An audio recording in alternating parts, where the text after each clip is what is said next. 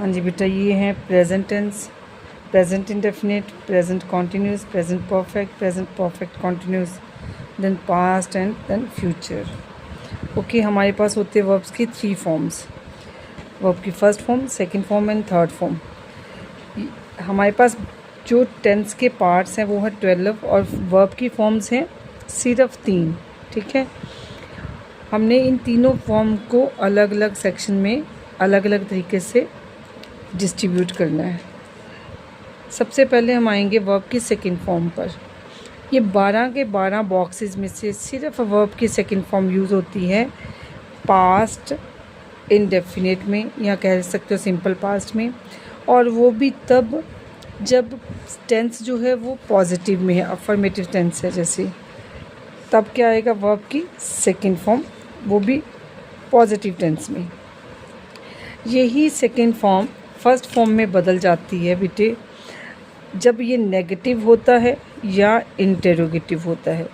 इसमें आपको ये वर्ब की मेन वर्ब है, हेल्पिंग वर्ब नहीं मिलेगी। ठीक है, पॉजिटिव में। नेगेटिव में हेल्पिंग वर्ब आपके पास आ जाएगी डिड। ठीक है, और फिर आपका जो नेगेटिव है उसके कारण आ जाएगा नॉट। और ये वर्ब की फर्स्ट फॉर्म, वर्ब की सेकंड फॉर्म सॉरी, ये वर्ब की फर्स्ट फॉर्म में चेंज हो जाएगी।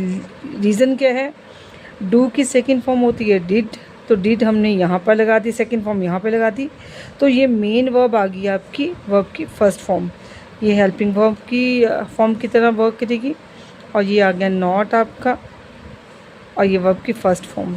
इसी तरह यहाँ पर इंटेरोगेटिव में डिड सबसे पहले आ जाएगा, मेन जो हेल्पिंग वर्ब है सबसे आगे, फिर आएगा आपका सब्जेक्ट, और फिर आएगी वर्ब की फर्स्ट फॉर्म। ठीक है, ये हो गया। इस पार्ट के अलावा वर्ब की फॉर्म जो है सेकंड किसी भी टेंस में नहीं लगती है, सिर्फ पॉजिटिव पास्ट इंडेफिनिट में लगेगी, ना किसी वॉइस में लगेगी, ना किसी डायरेक्ट इनडायरेक्ट में लगेगी। इसका काम सिर्फ, इसका रोल यहाँ तक ही है। अब आ गई आपकी वर्ब की फर्स्ट फॉर्म की टर्न। वर्ब की थर्ड फॉर्म। देखो box 1, 2 and 3 third form box है, ये भी इधर से भी थर्ड बॉक्स है, इधर से भी थर्ड बॉक्स है। तो वर्ब की थर्ड फॉर्म लगेगी सिर्फ परफेक्ट पार्ट में, तीनों के परफेक्ट पार्ट में लगेगी बेटा वर्ब की थर्ड फॉर्म, और टेंसेस में कहीं नहीं लगती है। बाकी एक्टिव से पैसिव जब बनते हैं तब हमेशा पैसिव टेंस में, पैसिव वॉइस में वर्ब की थर्ड फॉर्म लगेगी। फिर डायरेक्ट एंड इनडायरेक्ट से करोगे तब उससे अकॉर्डिंगली चेंज होगी। ठीक है, अब हम, क्योंकि ये वर्ब की थर्ड फॉर्म का बॉक्स है, तो हम यहाँ पर मेन में, यहाँ पर इसको V3 बॉक्स बोल देते हैं। अब आगे टर्न आपके पास वर्ब की फर्स्ट फॉर्म की। इसके अलावा कहीं नहीं, कि अब सारे सेक्शंस में हम वर्ब की फ़र्स्ट फॉर्म बांट देंगे।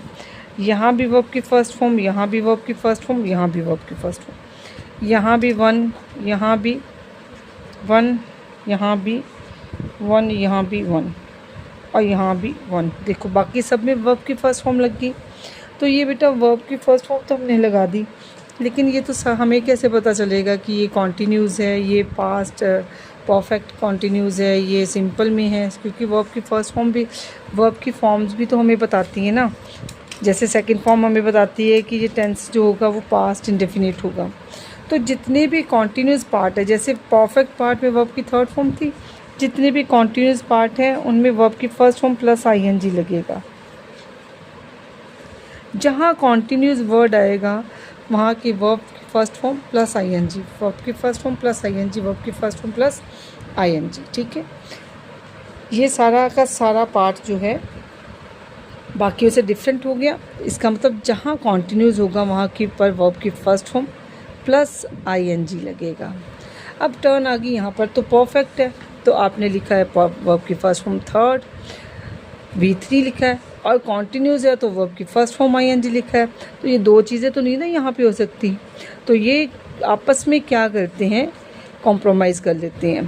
परफेक्ट पार्ट बोलता है तुम मुझे जो हेल्पिंग वर्ब है मेरी लगेगी, लेकिन मैं वर्ब की थर्ड फॉर्म छोड़ूंगा नहीं, कॉन्टिन्यूस कहता है कि जो मेन वर्ब है वो मेरी लगेगी, वर्ब की फर्स्ट फॉर्म प्लस आईएनजी,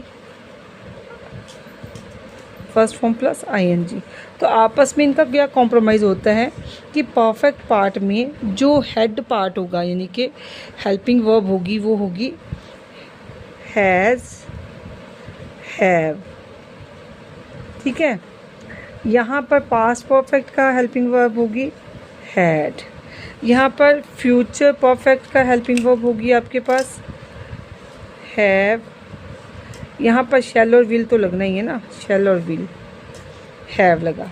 लेकिन क्योंकि तेरे को बताया बेटा मैंने कि परफेक्ट है, तो परफेक्ट इस बात के ऊपर जिद किए बैठा है कि मेरे पास मेरा हेल्पिंग वर्ब भी होनी चाहिए, लेकिन मैं वर्ब की थर्ड फॉर्म के बिना एग्जिस्ट नहीं कर सकता हूँ, और आप लोगों ने लगा दी वर्ब की फर्स्ट फॉर्म।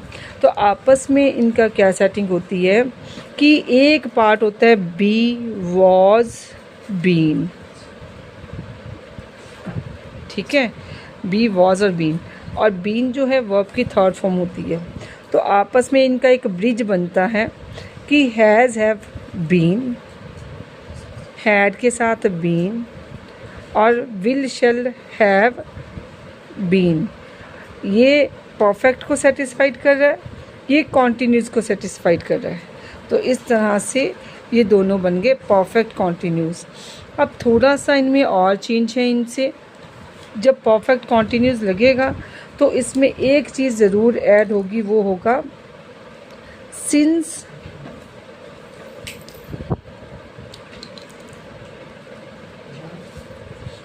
या फोर। हर सेंटेंस, इनके सेंटेंसेस में सिंस या फोर लगता ही लगता है, ठीक है। ये आपके इस तरह से सेंटेंस हमने वर्ब्स की फॉर्म हमने डिस्ट्रीब्यूट कर ली। अब यहाँ पे आ जाते हैं वापस। ये थोड़ा सा ट्रिकी होता है, यहाँ पर सिंगुलर और प्लूरल को लेकर वर्ब की फर्स्ट फॉर्म डिस्ट्रीब्यूट होती है। अगर सिंगुलर है तो आपके पास आएगा सब्जेक्ट प्लस, यहाँ पर हेल्पिंग वर्ब नहीं होती है, मेन वर्ब, वर्ब की फर्स्ट फॉर्म एस या ई एस, ठीक है। और यहाँ पर अगर सिंगुलर है, सिंगुलर मीन्स एक जना है, नेगेटिव होगा तो क्या बनेगा, ये सब्जेक्ट प्लस डू इनकी हेल्पिंग वर्ब होगी, और ये जो ऊपर वाला ई एस था अब इसके साथ लग जाएगा, डज बन जाएगा। अब ये हट गया तो इसके साथ बन गया वर्ब की फर्स्ट फॉर्म, और इधर इंटरोगेटिव होगा तो डज पहले लगेगा, सब्जेक्ट लगेगा और वर्ब की फर्स्ट फॉर्म लगेगी। ये आपका आ गया सिंगुलर में। अब आज आ जाती है प्लूरल की टर्न। प्लूरल में क्या आएगा बेटे, यहाँ पर सब्जेक्ट हेल्पिंग वर्ब नहीं लगेगी और वर्ब की फर्स्ट फॉर्म मेन वर्ब। और अगर आपका आता है नेगेटिव या इंटरोगेटिव तो सब्जेक्ट प्लस डू और प्लस नॉट वर्ब की फर्स्ट फॉर्म। इसी तरह स्पेस कम है, डज आ जाएगा पहले, सब्जेक्ट और वर्ब की फर्स्ट फॉर्म। अब आप बोलोगे कि यहाँ पर एस है, ई एस है, ठीक है।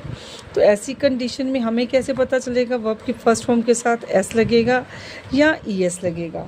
तो इसके लिए एक और जो रूल है वो ये है बेटे कि एस ई एस कहाँ लगता है, जब हमें मेन वर्ब सब्जेक्ट लगाना होता है।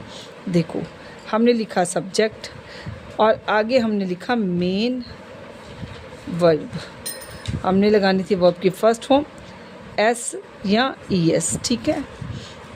अगर आपके पास मान लीजिए आई के बाद सब्जेक्ट सिंगुलर है, ही, हेल्प, HELP, हेल्प, यहाँ पर कॉन्सोनेंट है तो एस लगेगा। अगर है ही, गो, वर्ब के लास्ट लेटर है, वॉवल लेटर है तो ई एस आएगा, ठीक है। वोवल लेटर है या वोवल साउंड है एक्चुअली, ठीक है। जैसे है द फ्लाई, BUZ, बज, और वो एक है क्योंकि फ्लाई एक है, बजिज।